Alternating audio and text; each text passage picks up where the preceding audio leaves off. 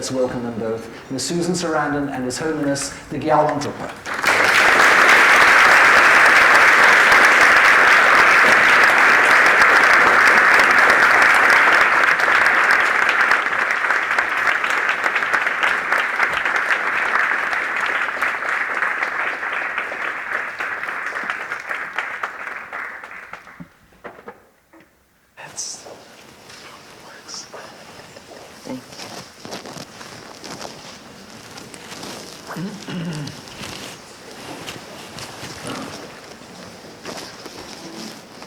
So, here we are. I've been given the honor of asking some questions. His Holiness says he's going to give very short answers, but I don't believe him. And I hope that it's not true. And then eventually you'll be able to ask any questions that we haven't covered or that you'd like to talk in more detail about. So we'll just jump right in. We can agree that most nations are a little bit behind in terms of gender equality. Now, I find it interesting that you don't have this problem, and in fact, you have broken all of the rules in terms of giving women equality. And when did you come to understand that empowering women was part of your karma, or that becomes something that you're so interested in? How did that happen? You said it correctly, that I broke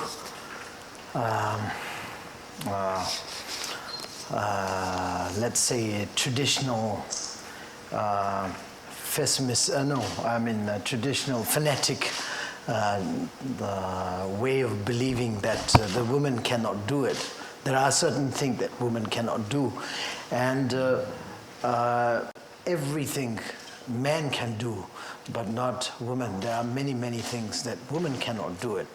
So that is a kind of a traditionally sort of a blocked. So of course I am or I have been breaking through all these barriers. And this is what I would say it is achievement, or maybe I am achieving. So of course I'm doing it, and I'm very happy to do it, and also I'm very proud of doing it. And there is not much of difficulties also. Why? Because me as a Buddhist, the Buddha Shakyamuni that we have to sort of follow, and his instruction always shows, directly or indirectly, that the woman and the man, that there is equality. The gender equality is always been taught in his teaching. So no matter whatever the people say, Buddhist people say, I don't mind, I don't care. Yeah, it can be an abbot who is saying that, who is a learned, or it may be a yogi or a master, whoever. Still, do you get in trouble still? Yes, definitely. Quite a lot, yeah. Really? Yes. And how do you get through that? I just don't listen. And how, I'm going to try that. I think it's been used on me, actually, by my children, but I'm going to try that. So, but was there a moment where suddenly the light bulb went off, or did it just gradually, you see inequality and you just said, this makes me uncomfortable, this isn't right, and you jumped in? I mean, how did that come about? In my case, of course, it can be in different ways, but I think in my case, it was already in my mind when I was very small.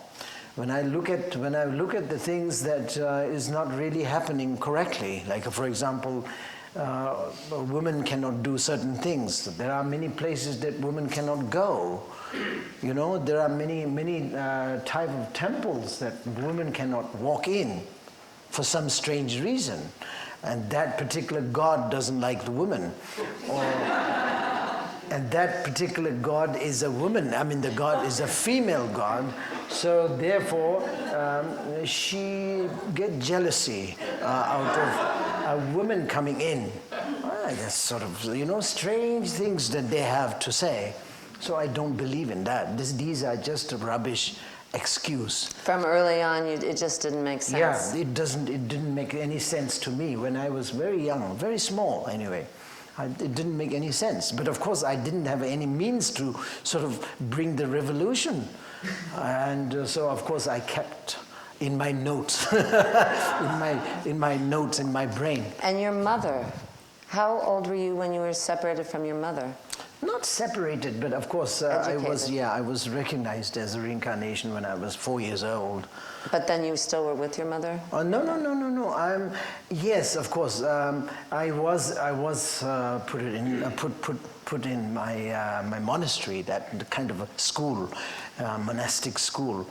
But of course, my mother, time to time, came to. But still, because I'm looking to play your mother in the movie, and I want to give her more credit. So yeah. She must have been a very strong woman. No, I'm sure, because it's so interesting how any number of people can be in the same circumstance, but it doesn't resonate with them. And then one person comes along, and there's a documentary about Ai Weiwei, the artist, and in the documentary there's a cat that can open a door. Oh. And he shows the cat opening the door, and he says, but you know what's so interesting? I have 8 other cats, not one of them has tried to open the door. And they watch the other cat do it, so I want to know how you decided to open that door.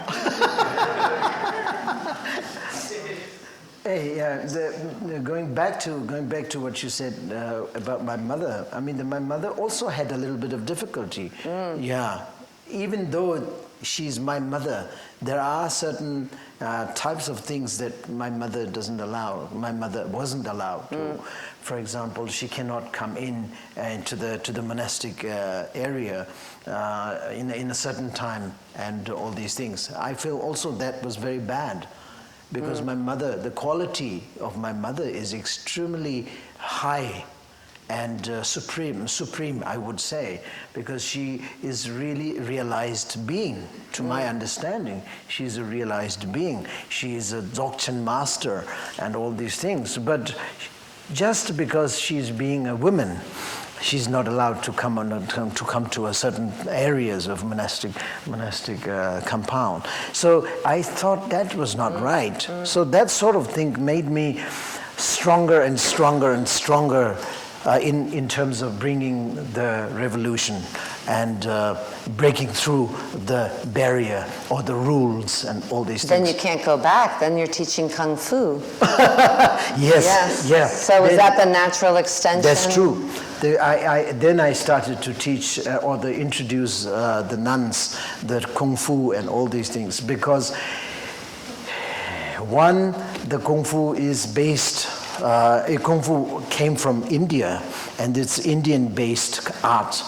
And it's a martial arts, but of course people think that this is a Chinese, but of course it is definitely come from India. So this is also one of the reasons I thought it is very important to preserve this, because I was born in India, selfishly speaking. I was born in India, so of course one of the arts, as a very important art, has to be preserved, and that has to be done by nuns. That means the women. So, but people always think that the woman cannot play martial art, that sort of thing. So I thought that was a very, very great sort of a means to empower the woman. And first, let me empower nuns. Empower means like let them to sort of come up with the nun.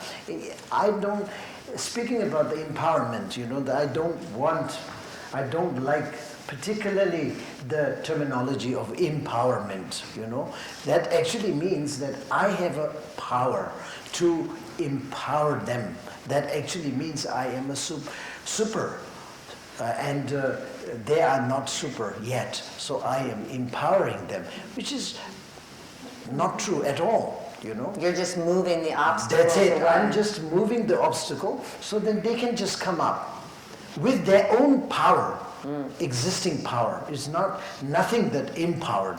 I'm not empowering them at all. So therefore I don't use the the terminology of empowerment as often as I do today.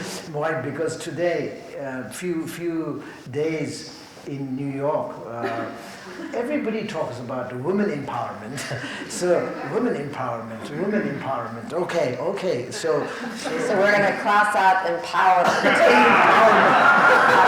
Yes, because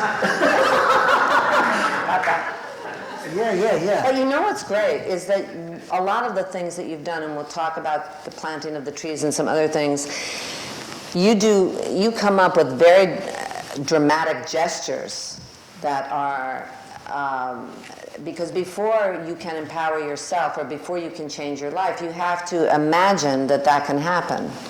That's why artists and actors and writers have such an important job, because once you get people to start imagining, then things happen. So when you make these gestures, these amazing gestures, and you must have really gotten in trouble for the Kung Fu thing, right? I bet that was. Yes. Yeah. You're right. How many years did it take to get that going? It was maybe within 5 years or something. Wow. Yeah. Wow. But so women can see and imagine themselves centered and empowered, and powerful, not empowered, powerful. Yeah, that's it. And they can dream on that, and they start to see themselves differently, which enables them to be who they can be. That's true, who they are. You know, the obstacles should not be there. The obstacles mainly caused by the human being, and especially the man human being, you know. I know.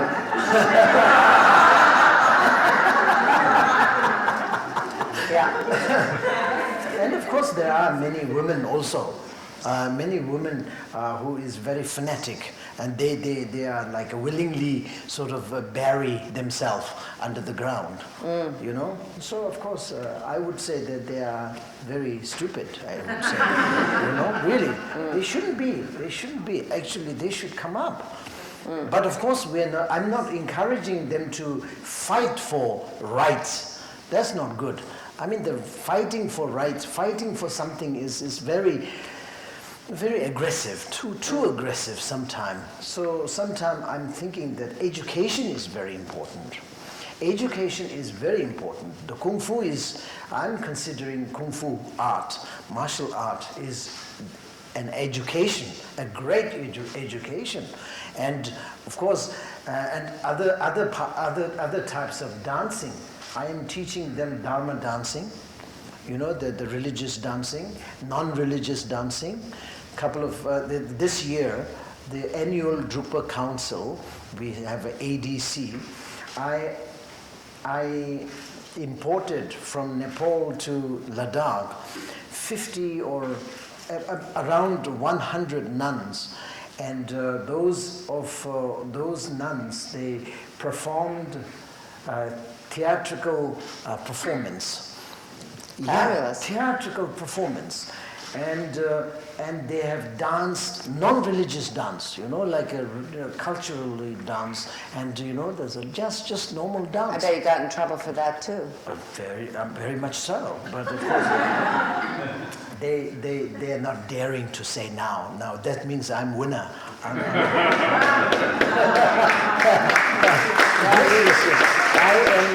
I am considering myself as a winner now. Good. Yeah. You're the go-to guy whenever one of these rules needs to be broken. You're there. How's your Kung Fu? Oh, I am not good at Kung Fu at all. No.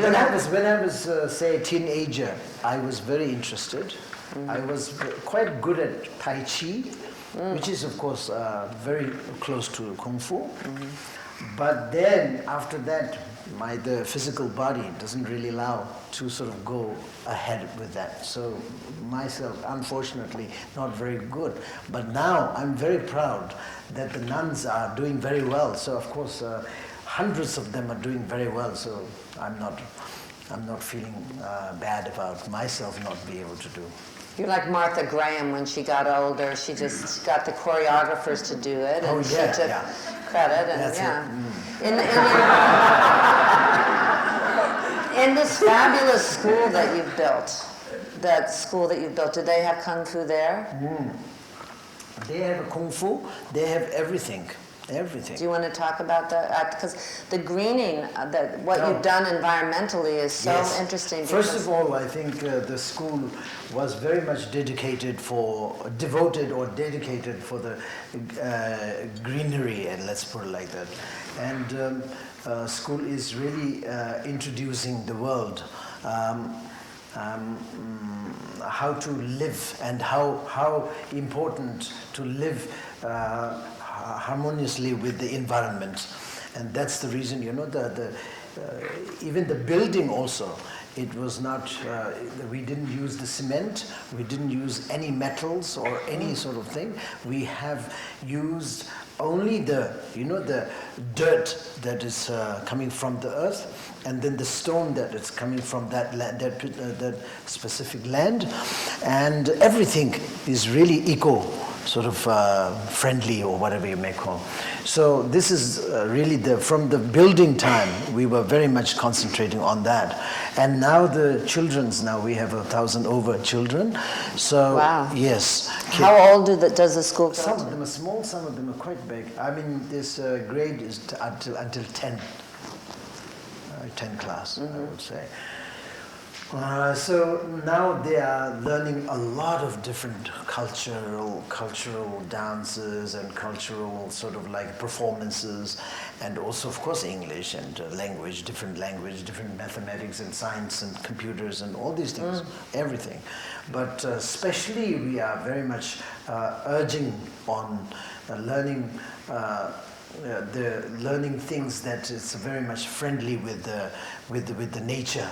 Because we means like myself, I mean particularly, I want all the children to understand how important the nature is for the world.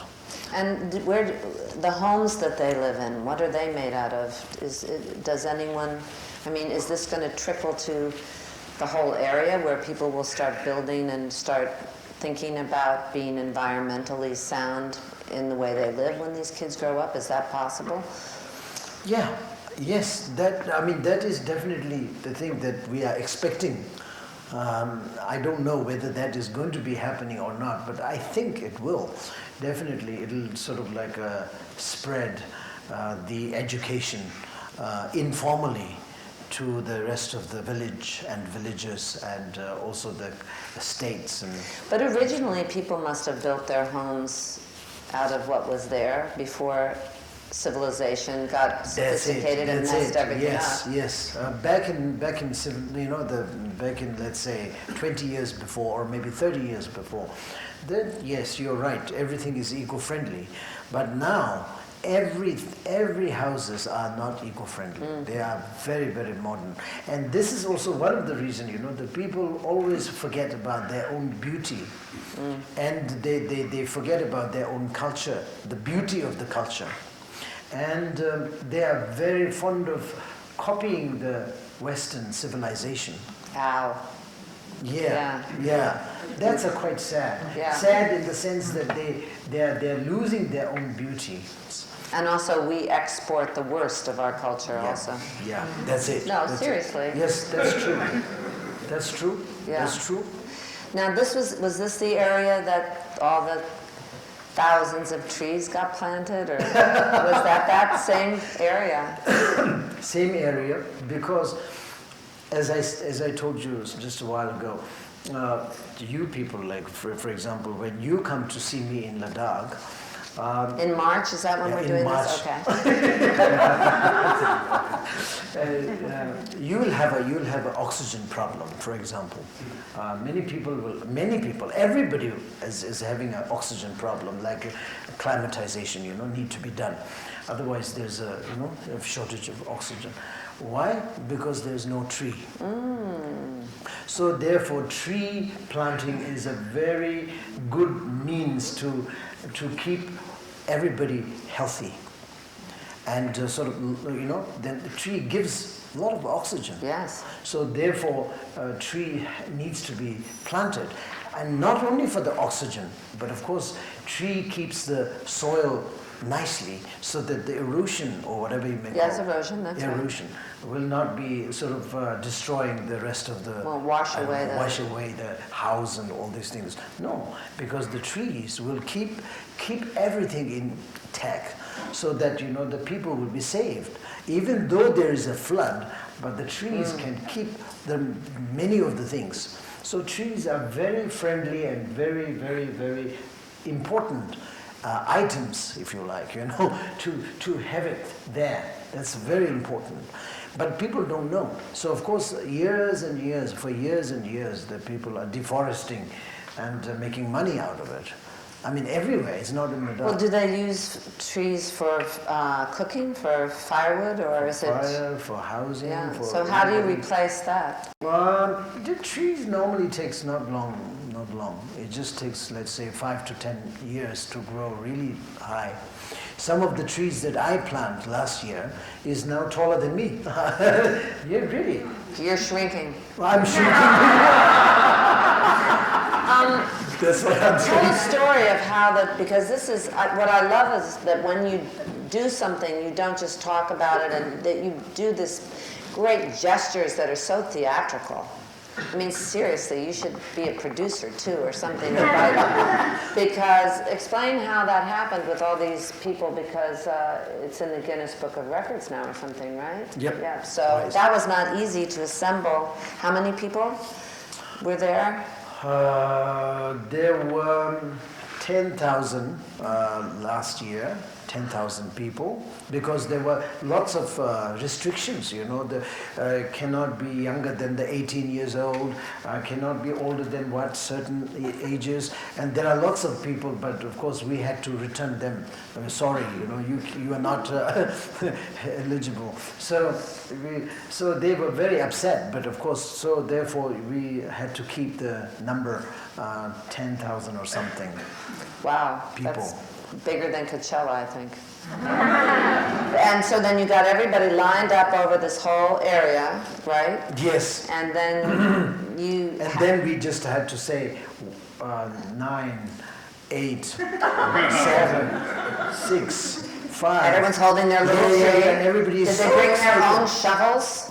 Yes. They had to bring their own shovel? Yes, shovel. And 10,000 people got a shovel. Yeah. Got a tree. Yes, we arranged that. Oh, that's good. Yeah, and then there's a stick, just a stick. Then they have to put the stick in very firmly. And one, go. Then they have to. But they did a very good job, very good job. Not only just my followers, but even non-Buddhist followers. For example, Muslim people came, happily they joined, and also the Hindu and the Christian, everybody was happily joined together and do that. That is a very encouraging. That's a very encouraging Very thing. encouraging. I didn't know that. There's another question that feeds right into that. I'm going to cut the whole beginning part, and I'm sure you can answer this very quickly. How can we as individuals bring about peace? just in a few words. I cut out this. It gives you. How can we individually bring about peace, other than planting trees together? Do you have any other suggestions? Peace. Peace in the world, peace in our families, peace wherever. Okay, let me talk about peace a little bit. I personally do not believe in a peace. Do not believe in the sense I don't like the idea of peace. Which idea is that? Because someone's writing this down right now and you're going to get in more trouble. No, why? Because Might be time for a little dance now. no, because peace is like, for example, like it's just a form of laziness. If you look for a peace, is no action, just lazy, sleep well, comfortable, happiness, that sort of thing. Yes, of course, personally, I love happiness. I love comfortable. You know, I love comfort. I love laziness, you know, sleep. But this is not right. Actually, this is not right. What we want is not laziness. We want active. We want action. This is like couples counseling right now.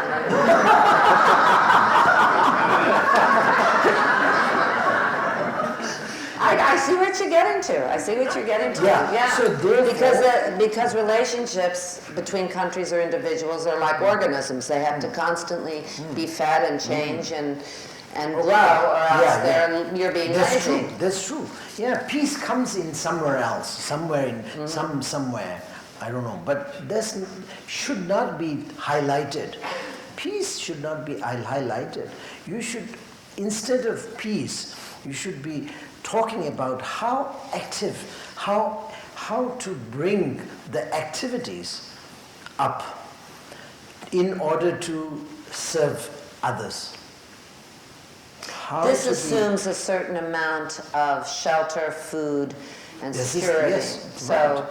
I guess that would be one step before you can start. That's it. Yeah.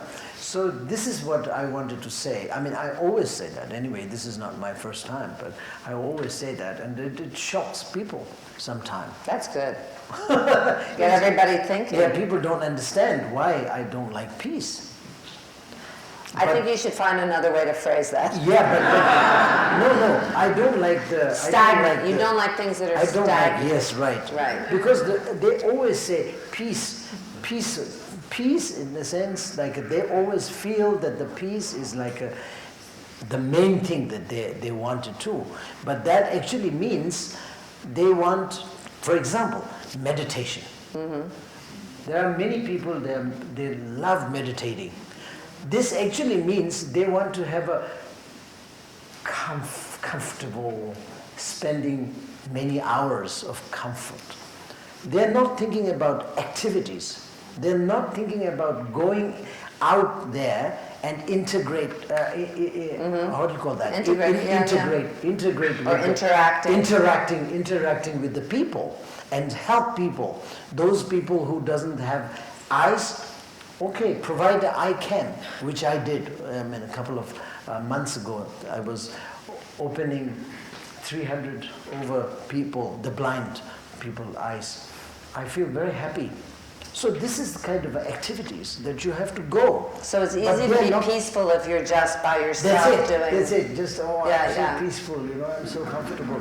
It's because I did a certain type of meditation, so I'm so peaceful. Okay, let me do this forever. Okay, but then what are you going to do? Well, I'm not going to do anything. I'm going to be remaining where I am. I'm very peaceful. So leave me alone. You know? I know. That's what I'm saying. Mm-hmm. Of course, the peace itself is, of course, it's a great thing. But if you look for that and you use all the energy to look for that, where do you going to be ending up yourself? You're going to be ending up in the bed. Really? Yeah. This is what I'm saying. It's such a waste. I think that maybe so much. You should teach me how to say better than that. Better than I don't want peace. Yeah. We'll work on that.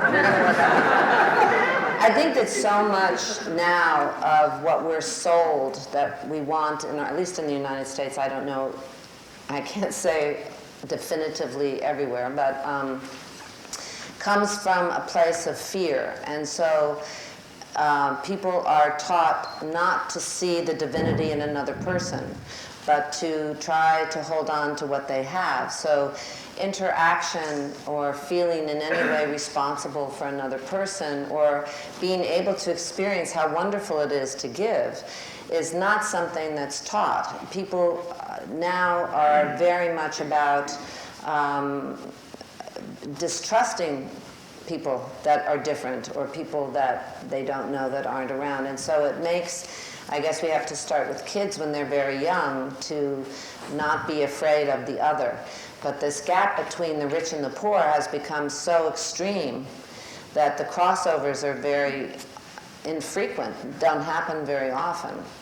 And I think that even in national areas, that gap again, there are more gates being put up. It's becoming so polarized in terms of our attitudes. And I'm not sure, except as mothers, except to give a face to the other, which is something that you can do sometimes in film, is just to let people identify with someone who's different.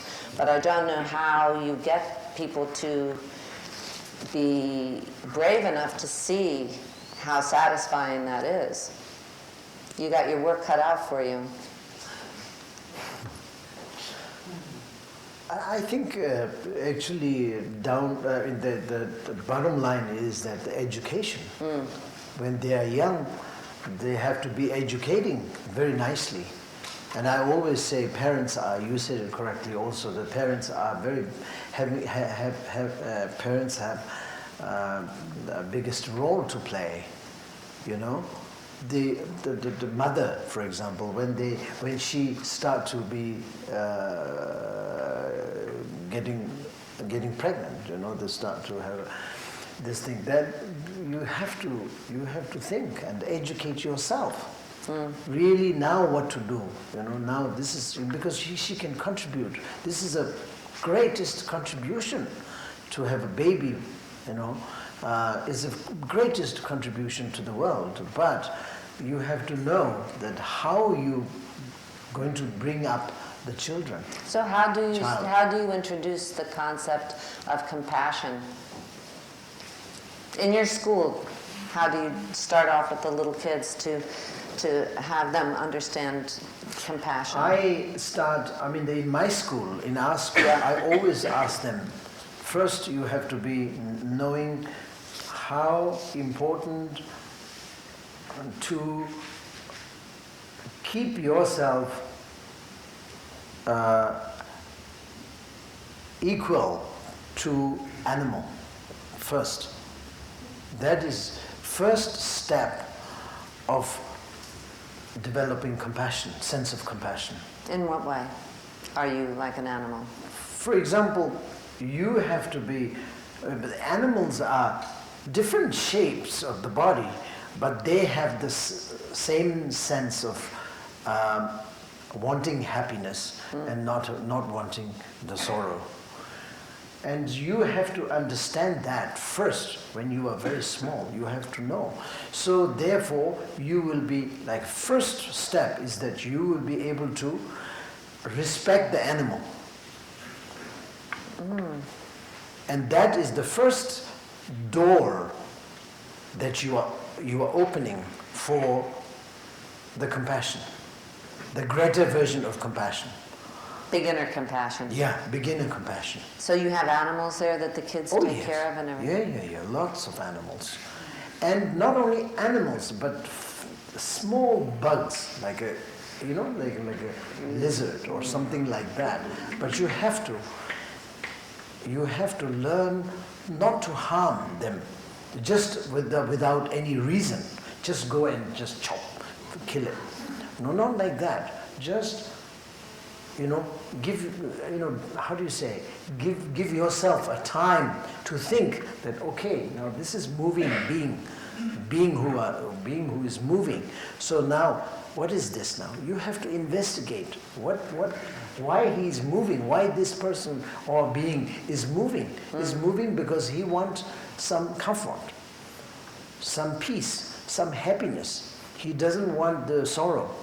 So now, okay, do I have this kind of same concept or not? Yes, of course, we do too. So this is an education where you start the compassion, development of compassion. You have to start from that sort of small, stupid things. Then that actually gives you the opportunity to build the great foundation of compassion, if you like. So there's enough space in the day at your school? Many, yes, a lot. So this is what we sort of so then they will be able to implement the same sort of thing with the friends, with the parents, with the, I don't know, with other people. I'm feeling really bad about my boots right now. Me too. They're leather. I'm wearing a bigger boot than you. All right. Do you have bullying at your schools? Do you know what bullying is? When people bully, it's when a big kid comes up and takes and. I don't think so. No, I don't know. No bullying. I don't know. I mean, I don't think so. That's a big problem in the United States. Really? It's almost a rites of passage, where it's taken for granted the kids. Usually kids that themselves have been bullied other kids, but now that there's internet, it continues even when they go home, and it's really terrible, and then they grow up to be adults that are government and bully people. And You said it. You said it correctly. That foundation that I was just talking about needs to be built, and that has to be taught by the school teacher also. Not only just the parents, but the school teacher also need to be sort of thinking about teaching it very nicely. And making sure the parents also reinforce whatever that teaching is. Yeah. Do the parents come in for meetings with the teachers and things? Yes, monthly they come and we discuss and all these things. Now we are doing pretty well in that sense, you know. Otherwise, you know, the schools, most of the schools in the world, they are teaching, I don't know what they teach, you know. I mean, I myself, of course, I'm most uneducated. You're homeschooled. Homeschooled, yes. I never went to a school anyway. But of course, the school, they teach according to the book. Yeah, whatever it is there, they teach you A, B, C, D, you know, and also all these books according to the book, and then go. But they don't really sort of like teach the humanity. Or teach you to think. Teach you to think, yes, teach you to think, and all these things. They don't, they very much. So of course in my school, for instance, I'm asking people and the teacher to teach how to think and how to really be respecting respecting others. First respecting others, like those so-called animals or something like that, and the trees and all these things. And then second thing is then of course respect the human being. It's automatically will come, of course. What happens when they graduate? After they leave your school, how long has your school been going? Have you seen what happens to the children after they're teenagers and go? No, 14 years ago, I think. Yeah. So, did they stay in the village, or did they go on, or do they become monks, or do they? Some of them are going to educate further. And, most of them, they're willing to sort of like help the village and people.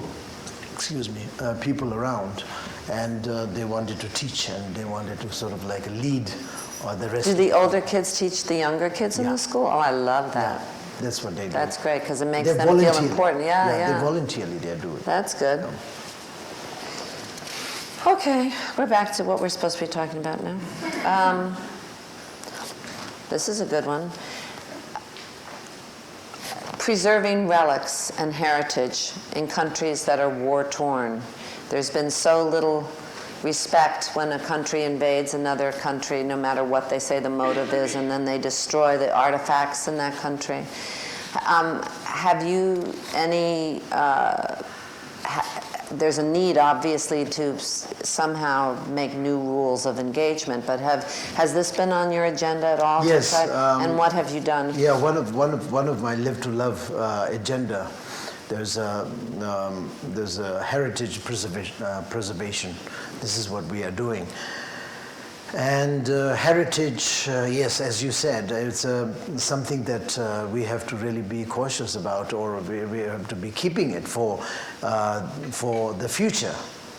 Of course, it's an ancient kind of thing, and the sculptures and statues and I don't know whatever. Writings and paintings and rocks and I don't know whatever. All these things needs to be preserved, so that we will be able to sort of improve our future, just looking at them and knowing what they are, Why? Why does that make knowing matter? what they represent. For example, they represent a lot. They will educate. Just looking at them, it'll be an education. You know, looking at them means not only just looking at them, but like knowing the value of these things and what is the history of it. Because it shows you that you're just a small piece in the whole fabric of civilization. That's true. That's also. I mean, what would be the value of? You can say, "Oh, that was a beautiful painting. It's nice that people then could make beautiful paintings." But what is the other? No, the paintings. Of course, most of the paintings they have a deep sort of teachings. Beside being a very beautiful, but it has a lot of teachings. That is what I'm talking about. Heritage means not only just a being old and beautiful. Okay, that's also good, but itself has not only that, it has a lot of teachings, a lot of sort of like explanations, you know. Because it's humbling to see what has been done before, sometimes in a culture with so little. That's true. And also then that gives you deep knowledge, so that how to lead your next generations, and. Next generations need to be sort of like, improved. So how to improve? For example, some of the heritages are not that superb, I would say. Sometimes some of them are like showing about the war. You know, for example, just a war and all these things. For example, many statues.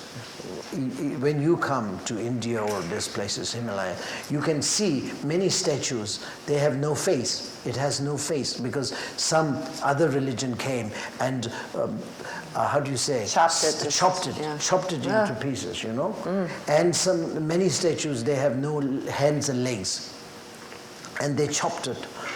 Purposely. So this, again, this is a heritage. So heritage has to be preserved. And why? Why do we need to preserve?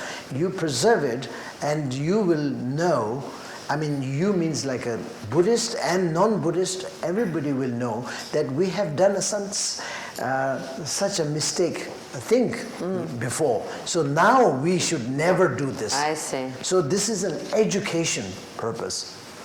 And it's not only just a beautiful art, and it's so old, so it's like a archaeological kind of item. It's not only archaeological purpose, but of course the purpose is more reasonable purpose is that, you know, that kind of mistake should never be done again. So that's the thing. So that was a great mistake because we have been chopping each other's religion, I would say. So that is not right. Religion should not be causing war, causing bad deeds and bad behaviors, you know, that sort of thing. You know? Yeah.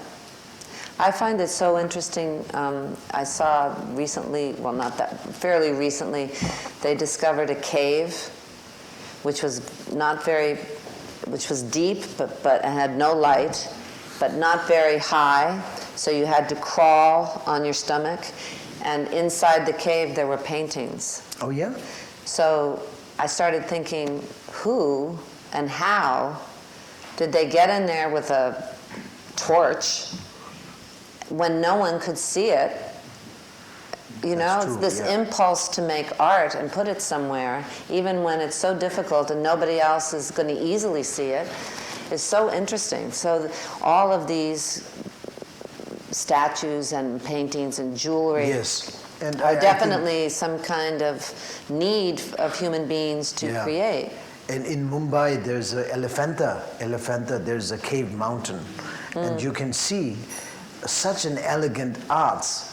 And you can, you know, as you said, you know, you can simply know that how those people, how they sort of put their effort to make such elegant cave for whatever the reason. That actually tells us that we should also not be lazy, we should be active, be doing something, not necessarily a cave, but something that is meaningful for others. We cannot be saying, we cannot be like a pessimistic all the time. Say that, okay, forget it, you know, forget about others. Just enjoy yourself. Peace. You know.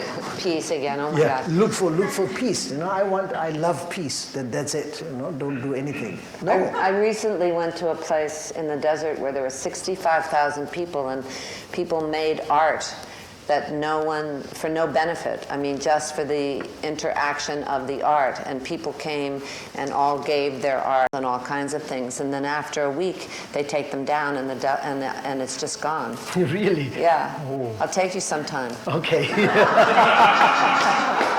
It's called Burning Man. Oh, really? Yeah. Okay.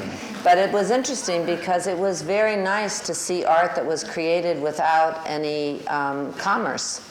Okay. You know, just art for the sake of being there because people felt some of them were cars that they made that were all decorated, and some of them were statues and interactive things. But you don't come upon art very often now that can be made just for the sake of making art. Yeah, that's true. You know, You're it was right. interesting. You're right. It's a dying anyway. We have 1 minute before we open up the floor to everybody. I don't know, do you want to talk about, the last question was just about how you have come out publicly to say that discrimination against people with AIDS and HIV is wrong. And I was wondering what you're doing to teach that right now at this stage of the game. Oh, yeah. We have, speaking about that, we have approached, or maybe we are approaching to many of the clinics and hospitals back in India, and especially in Himalayas, because they are quite ignorant about it. And ignorant is one of the things that we're supposed to be talking about. So anyway, the ignorant, they're very ignorant about the AIDS and all these things. And now people are getting AIDS and getting the people are dying. So therefore now we have a very firm kind of movement from Live to Love. We have a firm movement to educate the people, the rural areas and up in the Himalayan regions, and also sort of like to educate them, and then not to be so careless and all these things, and also So prevention and tolerance. prevention and also this goes back to the gender equality also, because the women often are sort of like abused, you know. So of course women has not much of, I mean, of course they are lack of education, okay, but B, also there are not much of power, if you like, you can say. So not yet empowered or whatever, and so therefore they're getting the AIDS and all these things just for nothing. I mean, it's very, very sad. So therefore we are going how do you say, taking quite an effort. Is it difficult with culturally to educate under those circumstances? No. No? I don't think it's difficult. I mean, it's just difficult is that, you know, they have to learn, they have to know, they have to be cautious about, and people don't seem to be very cautious about. They think, you know, it's okay, you know. I mean, because one of the most important is the religious thought of religiosity, let's put it like that. Either you fully depends on the God, so that the God, if God is not happy with you, God will punish you. Anyway, whatever you do doesn't matter, you will be getting AIDS. And if the God is happy, if you pleases the God, of course you will never get AIDS. So this is the kind of concept, or being sort of a faith that they have. So the education doesn't really go into it. So scientific education doesn't get into the head. We have a problem with that in this country still. Really? Oh, that is the problem. Well, not just AIDS, I mean scientific, just even that is global warming. Yeah, that's it. That is the problem. That is my problem. When I give teachings means in the sense not religious teaching. I'm saying the practical teaching, the teachings of practicality and the science. So ideology versus science, people are going for ideology. That's it. They're going very much fact. ideology, yes. Yeah, and that's the very difficult part. But anyway, I am very impressed by your work that you have been. Thank you. Really, that you have been spending a lot of effort and a lot of time and all these things, early days till up until today, and that really worked. That really changed. It made my life tremendously wonderful. Yeah, isn't it? Yeah. That's what I feel also. Yeah. When I do something, when I do something, I feel wonderful. Yeah. You know, I feel more than peaceful.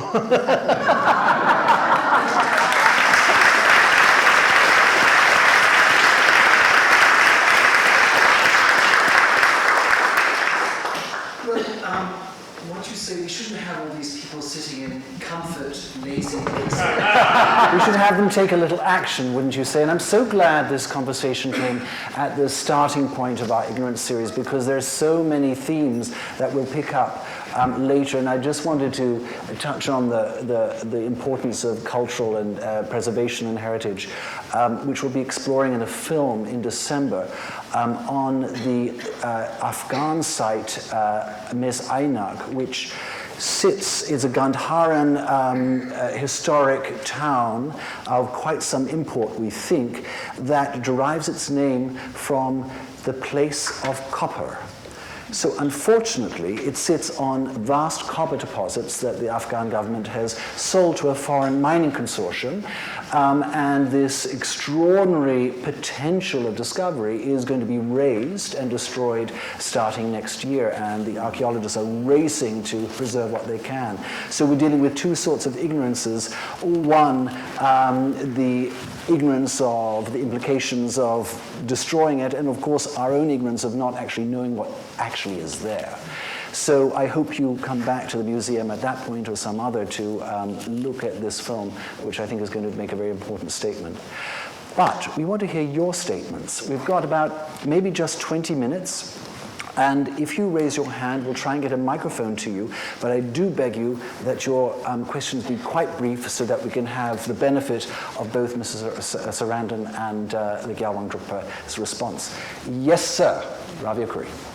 Your Holiness, thank you so much. There's so much I've learned, and I appreciate that, and we thank you very much for it. The one question that I do have you is where you talked about meditation and equating it to peace and laziness. And you know, I do meditate, and I've always viewed meditation as a way of energizing my brain. You know, I give my brain a little rest, energize it, so I go out and become more active, whether it's related to business or dealing with my wife or dealing with my grandchildren, but whatever it is. You looked at me when you said the wife.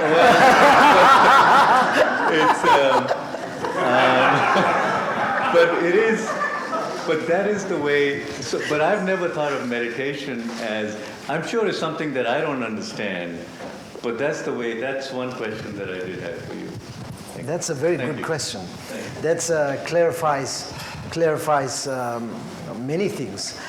In fact, what I'm saying is that it's not all the meditators. You know, I am also a meditator. I'm meditating like many hours a day, almost like 24 hours. I'm trying to be sort of in a state of meditation. So of course I can't put myself, you know, into that situation. But selfishly speaking, but your type of meditation is really a good type. But most of the meditators nowadays, they are they are meditating for the peace, because mind is so caught up with the stress. So it's like a meditation means de-stress. So it's just, I don't want to stress, I don't want disturbance, so I just wanted to peace. So that is the reason why I say it's, therefore I was investigating and I was checking, I was sort of like going through, investigation, among my students and also the students of other masters and other lineage, other sect or school. I have been checking, and most of I'm saying, let's say maybe 50, 60, 70% of the meditators are going for peace, going for like just a comfort and all these things, not like your type of meditation. They're just going for peace. And that actually puts them kind of, let's say, slow motion and peaceful. Anyway, that's good, because he may not be steering up in the family, and of course he will be smiling, and he'll be a nice guy. That's good. But then what about the benefiting others and interacting with the people and animals and the beings, and then the all millions and billions of people who are suffering, and so we don't want to talk about that, because we just want to remain in the peace. That's what my argument is. So you're saying as a means, but not an end. That's it. Yep. I'll translate. Thank you. Next question. Anybody else would like to venture forth? All right, that makes it an early night. Thanks so much, everyone. Great. Got to, action, quick action is required. Rinpoche says so. Here's one. Yes. Let's have that. We've got a microphone right over coming your way, ma'am. Yep. Keep your hand up. There you go. I was taken by the statement about ideology trumping so many relationships and kind of the reality of life. And I was wondering if both of you actually could unfold ideology. There must be some seed in it that pulls us to love it so that we will turn away from humanity. There must be something in there that has its own, possibly, its own energy or love, or it's somehow been twisted by the mind. So I was wondering if you would speak on that. You want to take this first? Oh, me. Okay. I think it's the story. I think it's the story that every ideology gives that allows you to not deal with the present. And, the whole Adam and Eve thing is pretty funny story, because you're not supposed to eat of the tree of knowledge, or you get kicked out and your father doesn't take care of you anymore. And we're told that over and over and over.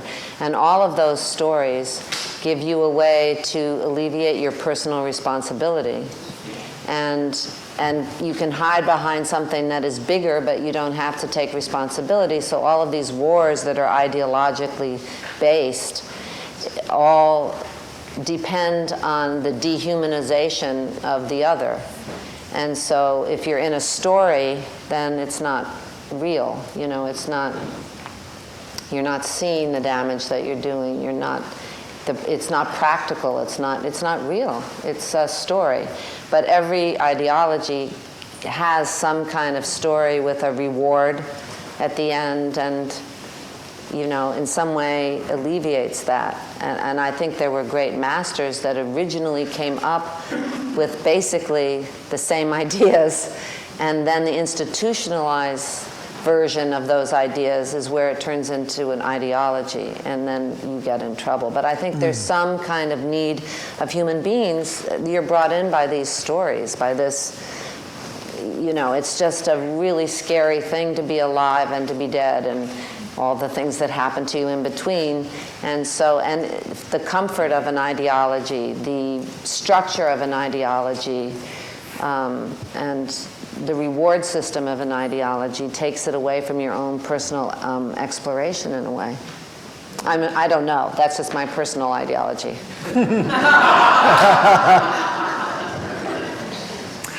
You didn't answer. You can answer. No. You did it.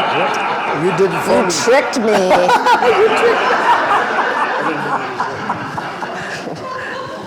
Wouldn't you say that the basic problem is not necessarily ideology? It's the embrace of the ideology by the ego, and the stress and the problems that we experience. And the reason why I think this gentleman was talking about meditation, it's a lot to do, in my opinion, to quelling the ego and being able to open up yourself to other people, or to humanity, whatever. But it's the idea that my ideology, my God, my thinking is better than yours. And I think that's the core of what goes on and causes all these. Well, once it becomes institutionalized, that's exactly what you're That's taught. exactly, yeah. That's exactly what Susan said right now. It's, say, those up on a, once upon a time, let's say when this was, religion was set up, whoever, they set it up in a nicely. For example, in Buddhism, for example, the Buddha Shakyamuni said it very clearly that the man and woman are equal. But then the Buddhist people lately are not following that at all. And the men are always the first, and then the women are always the second. And some, as I said before, some areas women cannot go, but men can go everywhere, but women cannot go, and women cannot do anything. And this is in the name of Buddhist teaching or Buddhism. So it is like a really an ism. It become an ism, but it is not actually. It is the Buddhism is not an ism. It is a teaching. It is a way of the developing one's own life. That's the Buddhist teaching. So, but then institutionally, or whatever you may call, it is like become corrupted. If I may say, it is like a corrupted. It's corruption, become corrupted and this and that, and then it become like a different sorts of interpretation. Who else has a question? Or just want to try the other side? We've got a question this here, and then we'll come to you. Hi. If there was one message you wanted us to take away today, or I'll make it more active, one action you wanted us to do, what would that be? Oh no, that's you. Okay, then say it again. Sure. Okay, one action after you talk today to take away with them, a thought or an action after tonight, what would it be? That's a good question. Oh yeah. That's good. I would always request people humbly to, how do you say, to understand the people's need.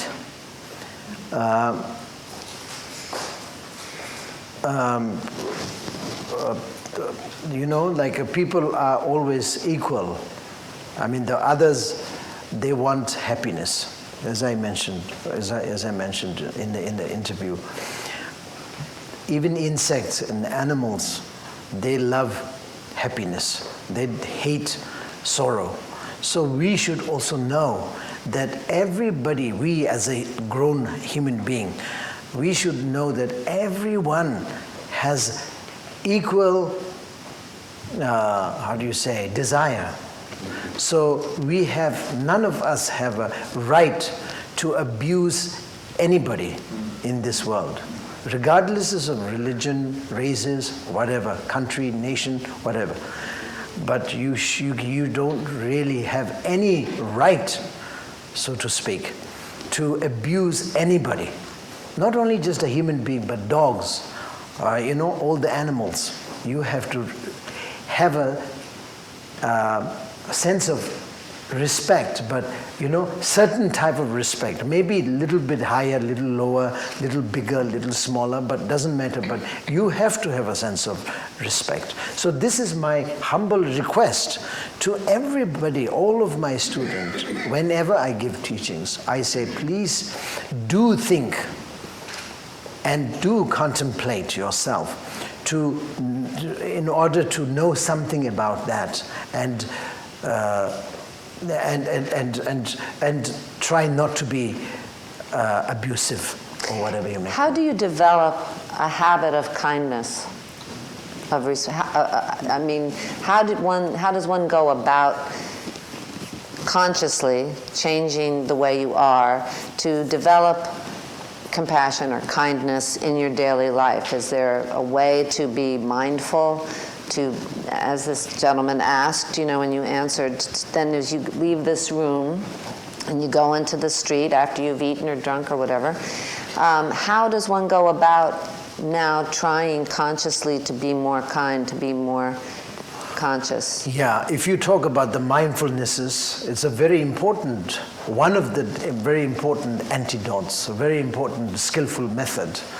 And that's, of course, this gentleman saying that's a meditation is a very, very important. And as that gentleman said, it's a means to open your heart. And it's a very important part of meditation if you take it as a means to open your heart so that you can benefit lots of beings and actively. So so that you will have a more sense of tolerance and more sense of understanding through means of meditation. So all these meditations and skillful method, and of course that mindfulnesses and all these things are wonderful, skillful method, wonderful, and there's no doubt about it. But from a human being like me, and telling to a human being like you guys, this is a human language, I would say, human language, lay language. In a lay kind of language, I would say, is that first you have to contemplate without talking about mindfulness or the dzogchen or mahamudra or whatever. It is a meditation, Meditation is also a connotation of a little bit superb. So just simply think, what he wants is the same as I want, what I want. What I want is the same as he wants. So that is the thing. Just think normally, very normal, very ordinary way. But then ordinary way of thinking will give you more answer rather than meditation. I mean, this is my own experience, even though I have been meditating since age of 9. Can you beat it, From, yeah, when I was nine, I started to meditate because my master started giving me the piece of skill of meditation. Ever since then, up until now, I have been meditating. I'm not being disrespect to the skill of meditation. I'm not saying that.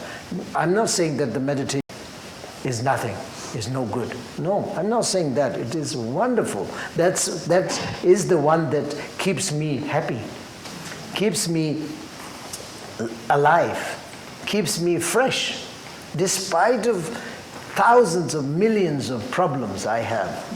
But I am a human being. I am the same as you guys. I have a more problem than you guys, I think. More troubles, more stresses. Yeah, but we know why.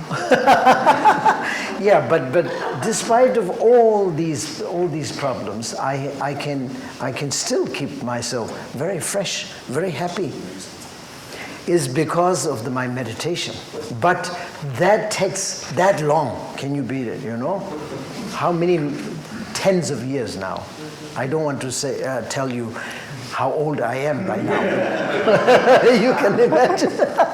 So that's it, So this is the reason I'm saying, I guess that you guys wanted to have a shortcut. So the shortcut, I would say, shortcut, I would say, is to, what do you call this, to think, to contemplate in an ordinary way, contemplate.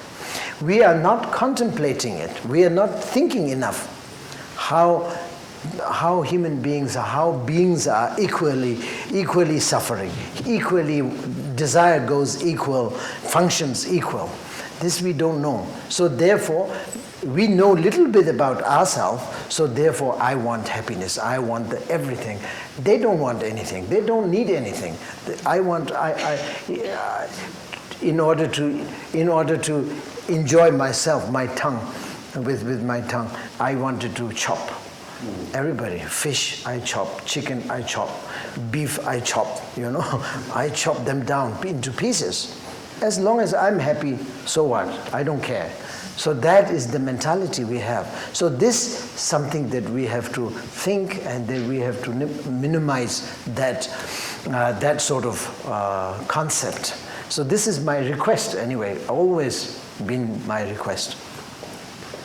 Rinpoche, that's the best place we can possibly end, don't you think? Okay. But may I humbly suggest that there's another shortcut that that might appeal to our audience. Just buy a copy of your book, no? Won't that provide all the answers?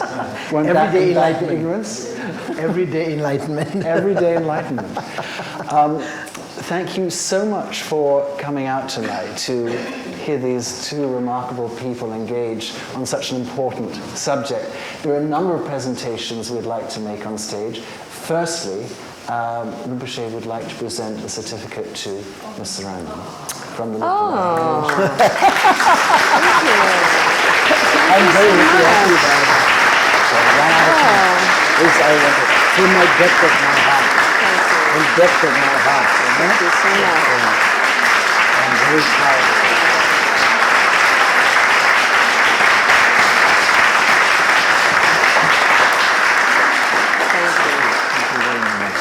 Wow. And the only thing we can do at a museum of art is, of course, to present representations of that art to our honored guests. Rinpoche, if you'd humbly accept a catalogue from our collection of another great Kagyu teacher. Lovely.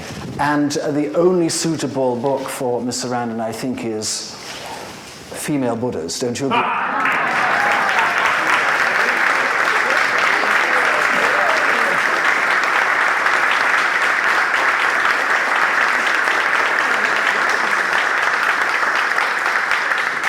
Well, nobody's asked me what action I think you should take in the next few hours or next days.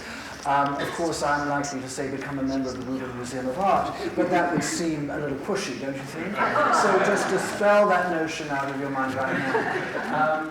Instead, I just think we should bestow great gratitude for these remarkable people giving of their time, their mind, their energy to us, to energize us to do some good in the world. And with that, let's go out into the world and do it. How about that?